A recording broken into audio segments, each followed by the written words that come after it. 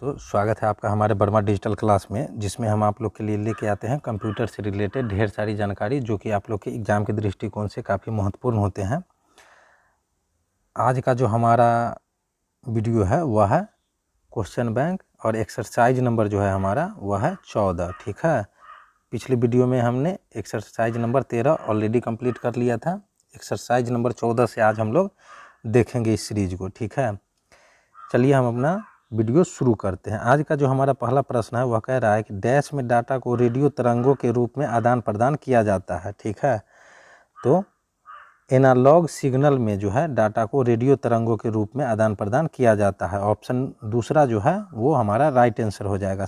ठीक है, हमारा अगला प्रश्न कह रहा है कि कंप्यूटर और कीबोर्ड के मध्य संचार डैश से चरण में शामिल है। ठीक है, कंप्यूटर और कीबोर्ड के मध्य संचार जो है वह सिंप्लेक्स से चरण में शामिल हैं। ठीक है, और यह प्रश्न हमारा IBPS क्लर्क मेंस 2017 में पूछा गया है। ठीक है, हमारा अगला प्रश्न कह रहा है कि टेलीफोन ब्रॉडकास्ट किस प्रकार से ट्रांसमिशन का उदाहरण है। ठीक है, तो टेलीफोन ब्रॉडकास्ट जो है वह हाफ डुप्लेसेस ट्रांसमिशन का उदाहरण है। ठीक है, हमारा अगला प्रश्न जो है चौथा नंबर वह कह रहा है कि हाफ डुप्लेसेस क्या है। ठीक है, तो हाफ डुप्लेसेस जो है वह एक संचार की विधि है। ठीक है, यानी हमारा ऑप्शन 1 जो है वो राइट आंसर हो जाएगा। ठीक है, हमारा अगला प्रश्न कह रहा है कि किस प्रकार के केबल में तार आपस में उलझे होते हैं। ठीक है, तो इथरनेट केबल में तार आपस में उलझे होते हैं। ठीक है, हमारा अगला प्रश्न कह रहा है कि निम्न में से कौन सी फाइबर ऑप्टिक केबलिंग की विशेषता नहीं है। ठीक है,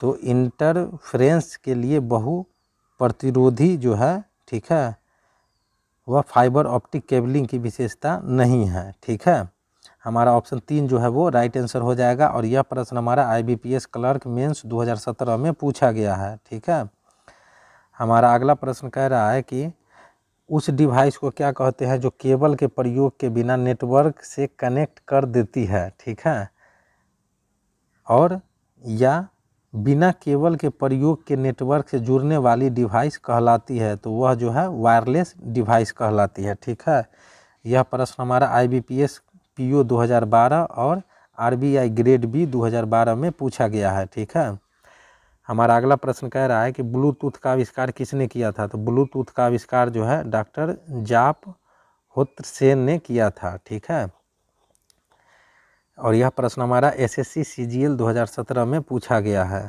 ठीक है, चलिए हमारा अगला प्रश्न कह रहा है कि वाईफाई प्रयोग करता है, तो वाईफाई जो है रेडियो वेव प्रयोग करता है। ठीक है, हमारा अगला प्रश्न कह रहा है कि जब दो टर्मिनल रेडियो आवृत्तियों के माध्यम से सूचना का आदान प्रदान करते हैं कहलाते हैं, तो वो सभी रेडियो वेव ट्रांसमिशन कहलाते हैं। ठीक है, हमारा अगला प्रश्न कह रहा है कि रेडियो तरंगे किस दिशा में प्रवाहित होती है। तो रेडियो तरंगे जो है वह ओमनी डायरेक्शनल दिशा में प्रवाहित होती है। ठीक है, हमारा अगला प्रश्न कह रहा है कि टीवी रिमोट निम्न में से किस ट्रांसमिशन का उदाहरण है। ठीक है, तो टीवी रिमोट जो है इंफ्रारेड का ट्रांसमिशन का उदाहरण है। ठीक है, यानी ऑप्शन 3 जो है वो हमारा राइट आंसर हो जाएगा। हमारा अगला प्रश्न कह रहा है कि किसी नेटवर्क का बैंडविड्थ है, तो किसी नेटवर्क का बैंडविड्थ जो है वह है डाटा ट्रांसफ़र रेट। ठीक है, और यह प्रश्न हमारा IBPS PO 2012 के एग्ज़ाम में पूछा गया है। बीट सेकेंड निम्न में से किसका मात्रक है। बीट सेकेंड जो है निम्न में से थ्रूपुट का मात्रक है। ठीक है, यानी ऑप्शन 3 जो है वो हमारा राइट आंसर हो जाएगा। हमारा अगला प्रश्न कह रहा है कि निम्न में से हमारा अगला प्रश्न कह रहा है कि सूचना शेयर करने के लिए एक दूसरे से कनेक्टेड दो या दो से अधिक कंप्यूटर से नेटवर्क बनता है। ठीक है, यानी ऑप्शन 1 जो है वो हमारा राइट आंसर हो जाएगा। हमारा अगला प्रश्न कह रहा है कि डैश एक साथ कनेक्टेड कंप्यूटर्स और डिवाइसेस का कलेक्शन है। ठीक है, तो नेटवर्क जो है वह एक साथ कनेक्टेड कंप्यूटर्स और डिवाइसेस का कनेक्शन है। ठीक है, और यह प्रश्न हमारा RBI ग्रेड B 2014 में पूछा गया है।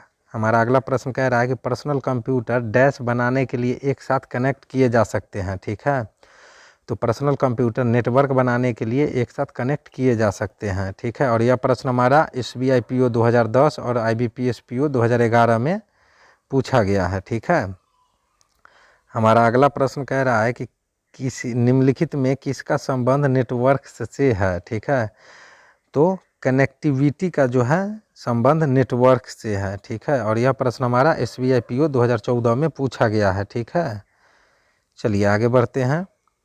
हमारा अगला प्रश्न कह रहा है कि नोटबुक से डेस्कटॉप मॉडल का काम लेने के लिए नोटबुक को डैश से कनेक्ट कर उसे मॉनिटर और दूसरे उपकरणों से कनेक्ट किया जाता है। ठीक है, तो नोटबुक को जो है नेटवर्क से कनेक्ट कर उसे मॉनिटर और दूसरे उपकरणों से कनेक्ट किया जाता है। ठीक है, ऑप्शन 4 जो है वो हमारा राइट आंसर हो जाएगा।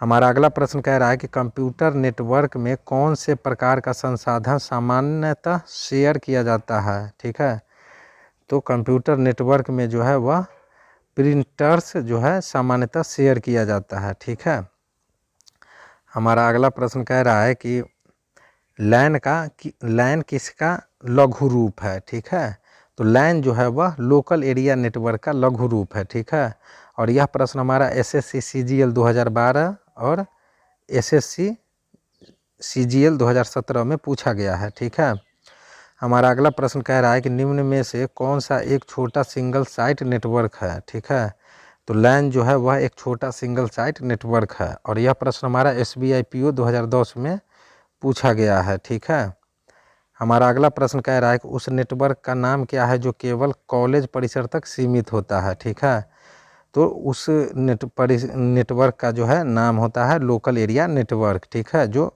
कॉलेज तक सीमित होता है। ठीक है, हमारा अगला प्रश्न कह रहा है कि लैन से जुड़े कंप्यूटरों में निम्नलिखित में से कौन सी विशेषता होती है। ठीक है, तो लैन से जुड़े कंप्यूटरों में जो है इनके माध्यमों से सूचना तथा या पेरिफेरल्स इक्विपमेंट को शेयर किया जा सकता है। ठीक है, ऑप्शन 3 जो है वो हमारा राइट आंसर हो जाएगा।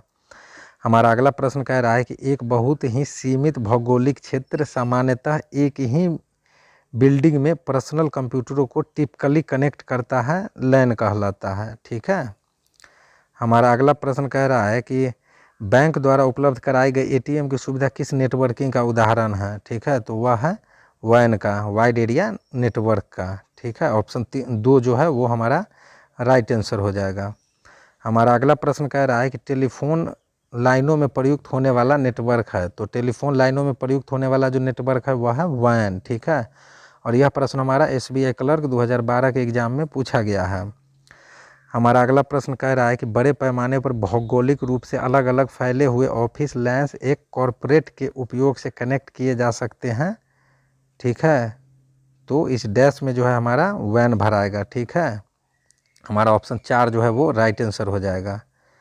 चलिए, हमारा अगला प्रश्न कह रहा है कि एक USB कम्युनिकेशन डिवाइस जो बिना तार के नोटबुक से कम्युनिकेट हो जाती है, डाटा के कई ऑप्शंस को सपोर्ट करती है, वह कहलाती है। तो वह जो है USB वायरलेस नेटवर्क एडाप्टर कहलाता है। ठीक है, हमारा अगला प्रश्न कह रहा है कि ब्लूटूथ USB आदि नेटवर्क के उदाहरण है, तो ब्लूटूथ USB आदि नेटवर्क के जो उदाहरण है वह है पर्सनल एरिया नेटवर्क के उदाहरण है। ठीक है, हमारा अगला प्रश्न कह रहा है कि सर्वर कंप्यूटर जो है डैश से जुड़ा हुआ है।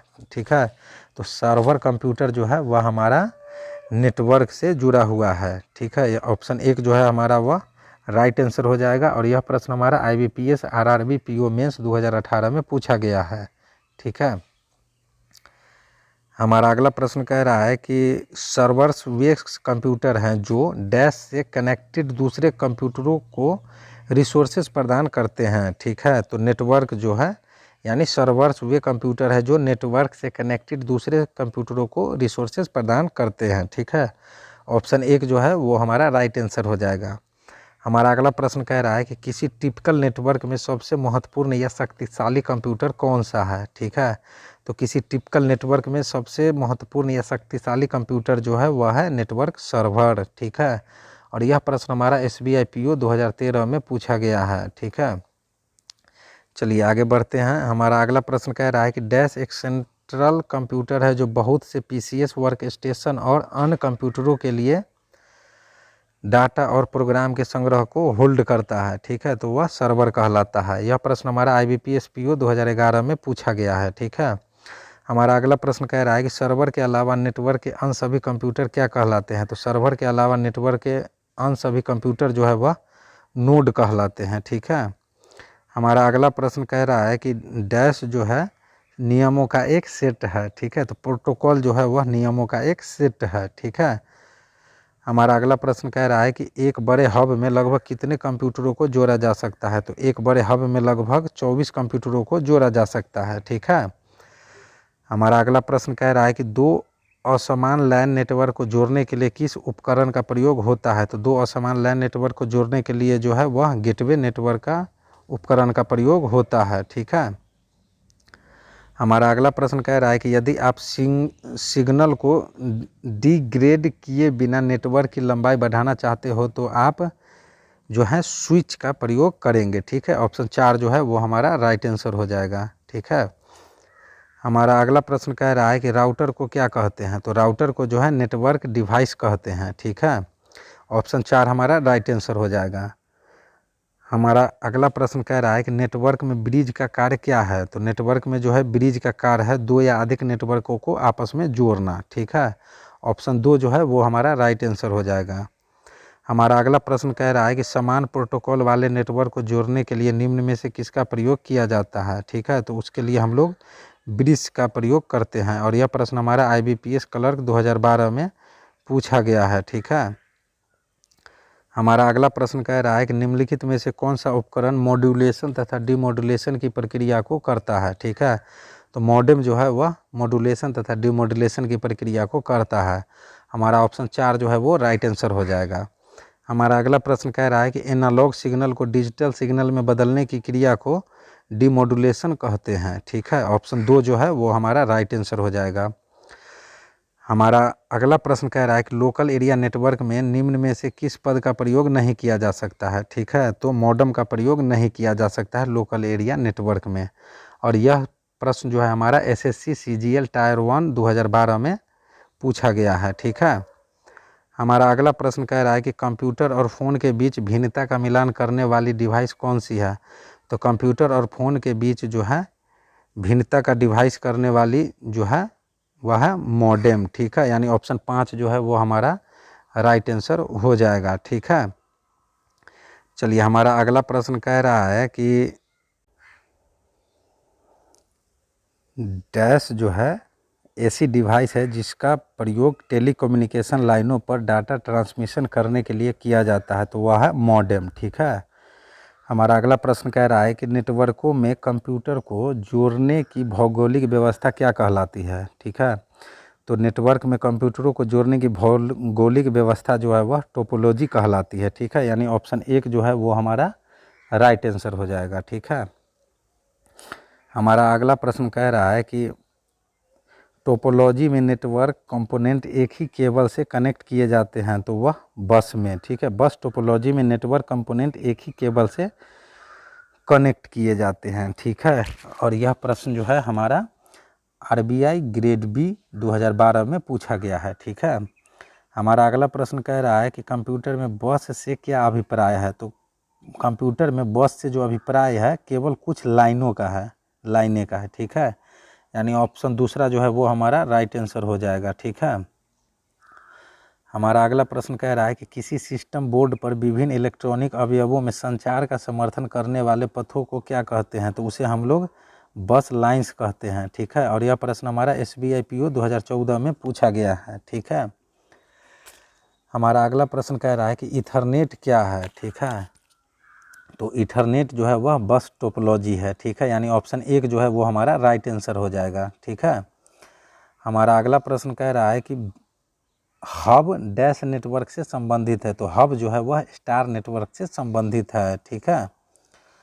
हमारा अगला प्रश्न कह रहा है कि वह टोपोलॉजी जहां प्रत्येक नोड अन्य दो नोड से जुड़ी होती है रिंग्स कहलाता है, ठीक है। रिंग कहलाता है। यानी ऑप्शन 2 जो है वो हमारा राइट आंसर हो जाएगा।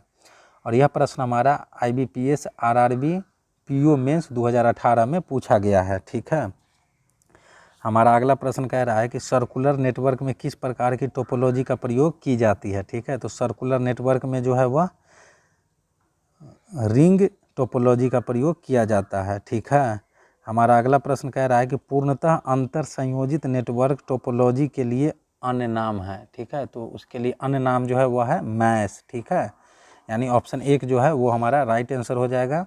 और यह प्रश्न हमारा एसएससी सीजीएल 2012 में पूछा गया है। ठीक है, हमारा अगला प्रश्न कह रहा है कि उस नेटवर्क टोपोलॉजी का क्या नाम है जिसमें प्रत्येक संभावित नोड में दुदूषीय, ठीक है, यानी बायो डायरेक्शनल लिंक है। ठीक है, तो वह है मैश। ठीक है, यानी ऑप्शन 4 जो है वो हमारा राइट आंसर हो जाएगा।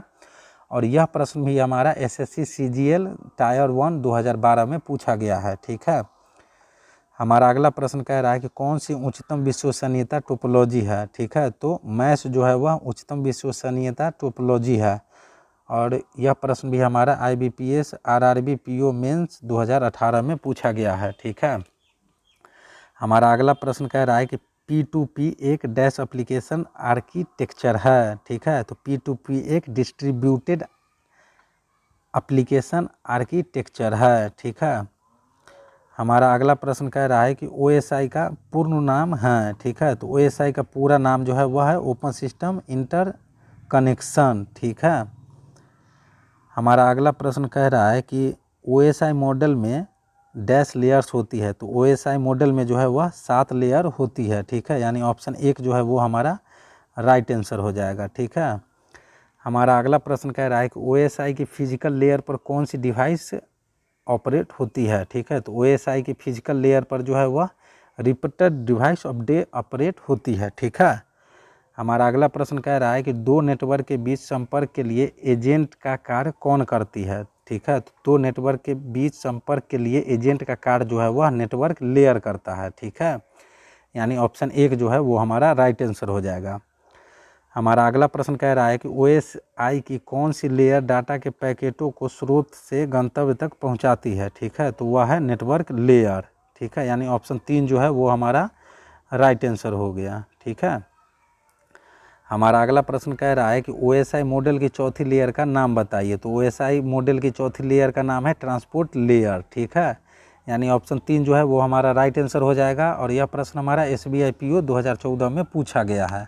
ठीक है, हमारा अगला प्रश्न कह रहा है कि इनक्रिप्शन तथा डिस्क्रिप्शन OSI किस लेयर के फंक्शन है। ठीक है, तो इनक्रिप्शन तथा डिक्रिप्शन OSI की लेयर किस लेयर के फंक्शन है, तो वह प्रेजेंटेशन लेयर के फंक्शन है। ठीक है, OSI की किस लेयर में पैकेट फिल्टरिंग फायरवॉल होता है। ठीक है, तो OSI की एप्लीकेशन लेयर में फिल्टरिंग फायरवॉल होता है। ठीक है, हमारा अगला प्रश्न कह रहा है कि डैश ऐसी तकनीक है जिसका प्रयोग सिंगल लाइन पर एक से अधिक डाटा भेजने के लिए किया जाता है।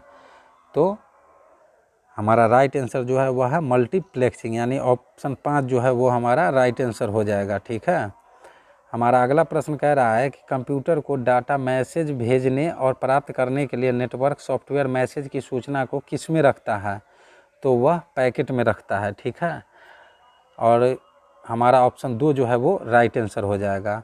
हमारा अगला प्रश्न कह रहा है कि X.25 जो है डैश पर आधारित है, तो वह पैकेट स्विचिंग वैन पर आधारित है, यानी ऑप्शन 2 जो है वो हमारा राइट आंसर हो जाएगा। ठीक है, तो ये थे हमारे आज के कुछ महत्वपूर्ण प्रश्न। हमारा अगला जो क्वेश्चन बैंक का सीरीज रहेगा वह रहेगा क्वेश्चन बैंक का एक्सरसाइज नंबर 15। ठीक है, वो हम लोग आगे देखेंगे एक्सरसाइज नंबर 15। ठीक है, एक्सरसाइज नंबर 14 के जितने भी प्रश्न थे क्वेश्चन बैंक के वो हमने सारे आप लोग के सामने डिस्कस कर लिए हैं। ठीक है, मिलते हैं हम लोग अपने अगले वीडियो में नए प्रश्नों के साथ। तब तक के लिए जय हिंद, जय भारत।